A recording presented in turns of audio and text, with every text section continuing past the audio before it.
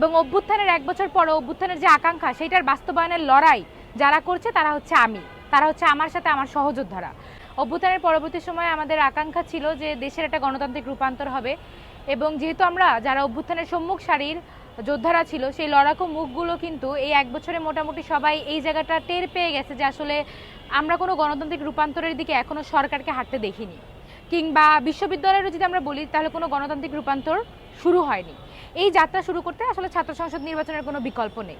ডাকসুর একটা ঐতিহাসিক প্রেক্ষাপট আছে এবং আমরা জানি যে ঢাকা বিশ্ববিদ্যালয় এখানকার ছাত্র সংগঠনগুলো যারা গণতান্ত্রিক তারা কিন্তু প্রতিবারই বাংলাদেশের যতগুলো গণতান্ত্রিক সংগ্রামের অর্জন আছে তার মধ্যে সেটা অর্জনে কিন্তু গুরুত্বপূর্ণ ভূমিকা পালন করেছে। এবং অভ্যুত্থানের 1 বছর পরে অভ্যুত্থানের যে আকাঙ্ক্ষা সেটার বাস্তবায়নের লড়াই যারা করছে তারা হচ্ছে আমি, তারা হচ্ছে আমার সাথে আমার সহযোদ্ধারা। সুতরাং আমরাই গণ অভ্যুত্থান, আমরাই প্রতিরোধ।